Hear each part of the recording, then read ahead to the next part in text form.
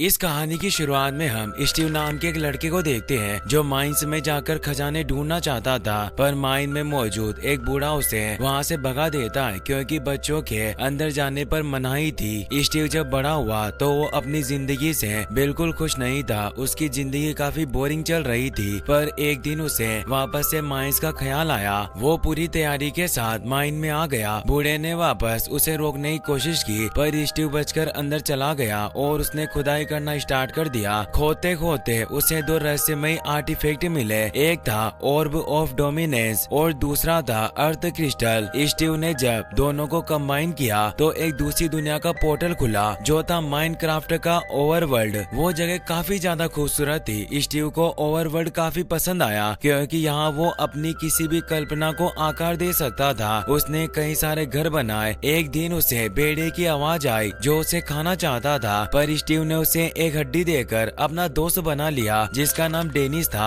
और जल्दी वो दोनों बहुत अच्छे दोस्त बन गए। स्टीव ने कई सारे मास्टरपीस बनाए और एक पूरा स्टीव वर्ल्ड ही बना डाला। उसकी जिंदगी बिल्कुल स्वर्ग की तरह गुजर रही थी, पर एक दिन उसे एक अजीब खंडर मिला। उसी के पास एक संदूक भी पड़ा हुआ था जिसमें मौजूद क्यूब को लगाकर जब उसने उस गेट को पूरा किया तो वहाँ पर एक डार्कनेस से भरी हुई दुनिया का दरवाजा खुल गया। डेनिस उसके अंदर चला गया। स्टीव उसे लेने आया तो वो ये देखकर हैरान हुआ कि वो एक भयानक दुनिया थी जिसका नाम नेदर था। ये एक ऐसी जगह थी जहाँ से पिगलिन रहते हैं और ना तो यहाँ कोई क्रिएटिविटी थी और ना ही कोई खुशी। बस यहाँ के सभी डुक्कर पिगलिन को सोना चाहिए था। इनकी सरदार बेरहम चुड़ैल मालगोशा थी जो पूरे ओवरवर्ल्ड पर राज करने का सपना देखती है। उसने स्टीव और डेनिस को कैद कर लिया और उसके हाथ अब ऑर्ब ऑफ डोमिनेंस लग चुका था जिससे वो अपना सपना पूरा कर सकती है क्योंकि वो ब्रह्मांड का सबसे ताकतवर क्यूब शेप का एक गोला था। वो अपने सभी डुक्करों को बताती है कि इस ऑर्ब की मदद से हम पूरे ओवरवर्ल्ड को नर्क में तब्दील कर देंगे और वहाँ का सारा सोना हासिल कर लेंगे। स्टीव ऐसा कभी भी नहीं होने देना चाहता था। डेनिस ने चालाकी से तहखाने की चाबी चुरा ली। स्टीव ने चालाकी से ऑर्ब का गोला चुरा लिया, पर मालगोशा को इसका पता चल गया। उसके सभी डुक्कर स्टीव के पीछे आ रहे थे, इसीलिए स्टीव ने डेनिस को उस ऑर्ब को ठिकाने लगाने का काम दिया और उसे वहाँ से भगा दिया। डेनिस का बेल्ट रास्ते में गिर गया था, पर वो रुका नहीं और भागते हुए इंसानी दुनिया में आकर स्टीव के घर पर पहुंचा, जहां उसने ऑर्ब और अर्थ क्रिस्टल को उसके बेड के नीचे छिपा दिया। उस क्रिस्टल और ऑर्ब के अलग होते ही अर्थ का पोर्टल बंद हो गया, जिससे डेनिस भी अब वापस नहीं जा सकता था और वो इंसानी दुनिया में फंस गया। अब ओवरवर्ल्ड सेफ था क्योंकि जब तक मागमोशा के हाथ वो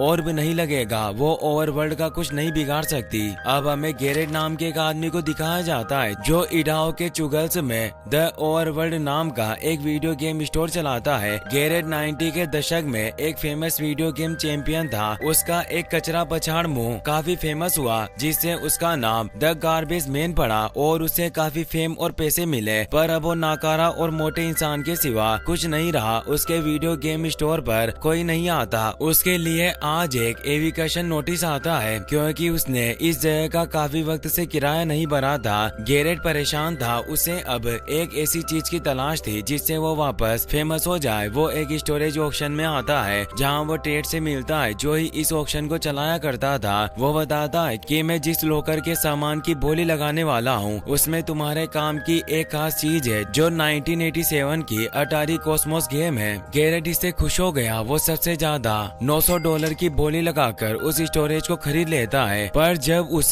कॉस्मोस बॉक्स को देखता है तो उसमें गेम नहीं होती और कुछ चीजें रखी होती है। इनमें वो ऑर्ब और अर्थ क्रिस्टल भी होता है, पर गेम न होने से गेरेट काफी दुखी होता है क्योंकि अब अपनी जिंदगी में हारता ही जा रहा था। अब हमें नेटली को दिखाया जाता है जो अपने भाई हेनरी के साथ चुगल्स में शिफ्ट होने आई होती है क्योंकि उनकी मदर अब नहीं रही और नेटली के ऊपर सारी जिम्मेदारियां आ चुकी थी। हेनरी कहता है कि ये जगह बकवास है। नेटली बताती है कि इस जगह पर घर का रेंट काफी कम है और मेरे पास यहाँ पोटैटो चिप फैक्ट्री में एक फुल टाइम जॉब होगी, इसीलिए हमारे पास यहाँ आने के अलावा और कोई रास्ता नहीं था। वो अपने नए घर में आ जाते हैं जहाँ रियल एस्टेट एजेंट डॉन भी मौजूद होती है। वो उनसे मिलकर खुश हुई और उसे बताती है कि तुम्हारे बॉस ने ये गिफ्ट दिया है। डॉन रियल एस्टेट के अलावा और कई सारी जॉब भी करती है। वो मोबाइल जू भी चलाया करती और उसका सपना था कि अपना खुद का एक जू हो। वो नेटली को घर की चाबियां देती है और वहाँ से निकल जाती है। अगले दिन अनफॉर्चुनेटली हेनरी के